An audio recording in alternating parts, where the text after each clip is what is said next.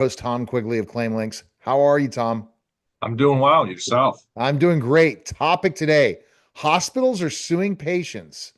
What that means for employers. First of all, Tom, before I get to the other questions, I thought it was pretty simple. Hospitals would just go ahead and put a collection out on you and they're done. Not with the high bills, are they? Well, they hire collection agencies who get paid a percentage and they're aggressive and they're taking these folks to court so they can get money. Because deductibles are so high and out of pocket, they're, and a lot of people are going uninsured. Uh, they're, they're taking, they're getting whatever, 20, 30, 50% of what they collect. So they're getting aggressive. So what's the most aggressive way? A lot of them are owned by attorneys is to sue the folks, and that forces them to give something. Do you think it's a threat? What do you recommend when this happens to your clients? When this happens, your employers to I don't talk to have the it happen to employees. my clients because the employers are they're buying an insurance plan, a catastrophic, and underneath they're financing it themselves. So the employees generally have very low copays. So there's no that's shenanigans being done uh, for the most part. Do you think it's idle threats when they go ahead and have the collection agency call saying they're going to go then to the next level, which is suing? No, I think some of them actually will go through and start suing because it's you got eight, nine, $10,000 bills, you can get that money back. I mean, you can if you get half of it, they're making 2,500. It's worth it for them. I don't That's know what a filing fee is. What, $75? Yeah. right. Are employers indirectly funding a broken billing system? Our employers, Yeah. they're buying a health insurance plan that negotiates with the hospitals, and that then they're buying what they're doing is buying a high deductible. So usually the employees are stuck with the high deductibles because the employers are buying it incorrectly, not taking advantage of tax breaks. So the employers aren't covering the out of pocket like they do with our programs. And you know what's interesting, Tom? I think after COVID, finally, I think that the hospitals are losing money now, or they aren't losing money, but they don't want to. They want to profit more. That they were kind of being taken easy on people, and no longer that's happening. The hospitals administration's corrupt, period. They can say what they want to, but the reality is they're overinflating charges and they're not. I mean, a lot of these folks qualify for financial assistance programs that they don't tell you about because they're trying to making money. How does yeah, yeah. Because a lot of them are shares. I mean, they're public companies now. How does this impact productivity inside a company? Well, if you're working for a company that has a 5, 6, 7,000 deductible, and you go to the hospital because you have an appendicitis, let's say, and it costs 30,000, and the insurance pays all but 24,000 of it. So you owe eight. Well, the $8,000 comes, you owe it. And if you ignore the bills, what they're saying is they're going to sue you. You're better off setting up a payment plan with the hospital to keep the collection out. But most people are fuming because they think they don't understand their health insurance plan.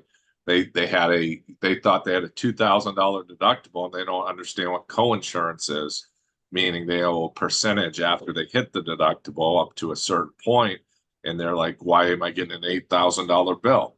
I'm not paying that." And what the hospitals are saying is, "Yeah, even though we overinflated it, made money, we're going to still stick it because we can make a lot of money. So we hand it to the collection agency. If we get half of it, it's better than what we would have got." This question is very interesting. If hospitals are charging 300 to 800% of Medicare, why doesn't anyone push back? Because you're running with thieves. They're all in the system together, making that millions and millions and trillions of dollars. I mean, yeah, they came up with these reference-based pricing plans, but a lot of hospitals don't take them. The rural hospitals are the ones that may or may not, they're the ones who have more people with Medicaid and Medicare than the public ones, the big ones in the big cities.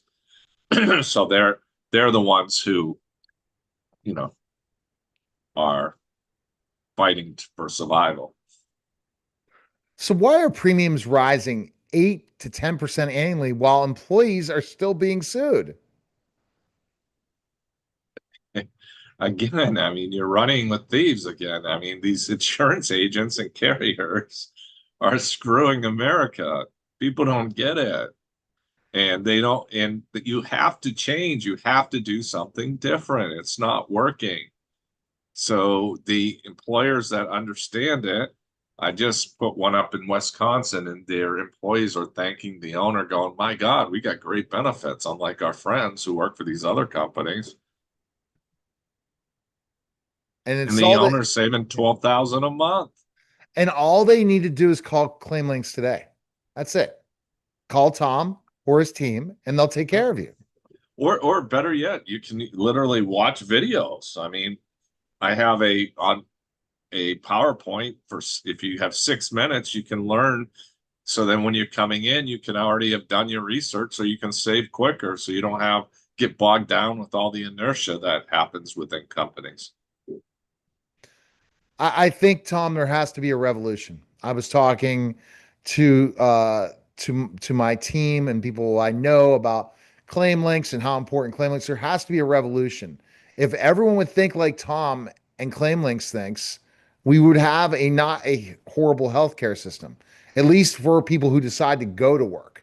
And then if you're self-employed, you really have to just watch some of these videos and learn. You got to be strategic. You got to understand the system and talk to someone like Claimlinks who will walk you through this stuff because you shouldn't be paying a ton in health insurance. You got to understand the tax laws. The tax laws allow you, like I just did a solar equipment. I just got my last 3 years federal tax return money back, and I did in 24 and 25. I don't have to pay taxes because of the depreciation, which in turn can make my health insurance costs go down to virtually nothing because you're not showing much income. People have got to understand that the tax breaks directly correlate your health insurance today. And the accountants and the tax attorneys that aren't out showing people this, they're like ostriches putting their heads in the sand. Especially if they're an employee. And there's a way that they could just Well, the say, no, employees are the worst. They're getting screwed because the employer's making terrible decisions and then asking them not only to partake but pay. So right. they're in a lousy health plan and they're paying for it. And I sit there and I'm like, why are you doing this to them when you don't have to? I think till the system finally shows that if you work for somebody else and you don't have a good health plan, there's no purpose to work at all. You either need good benefits or go do something yourself, join the gig economy, do something else because any of your profits are going of what you make in your income's going towards healthcare. Yeah, It's it's it makes yeah. no I sense. mean, if you're making $20 an hour and they're asking you to pay $300 a month to 500 a month, uh, for family and spouses, whatever, and you're paying that, you're going, wait a minute, uh, my $20 an hour is now 16, and if God forbid I hit a 5,000 or an 8,000 out of pocket, now I'm paying another couple bucks an hour. Now my I'm working for them. I'm giving away $7 an hour. Yeah. Why would I do that? I agree. All right. So go to claimlinks.com, schedule a call with Tom today. Appreciate it, Tom. Thank you. That was the Cutting Edge Benefits Podcast, guys. Take care.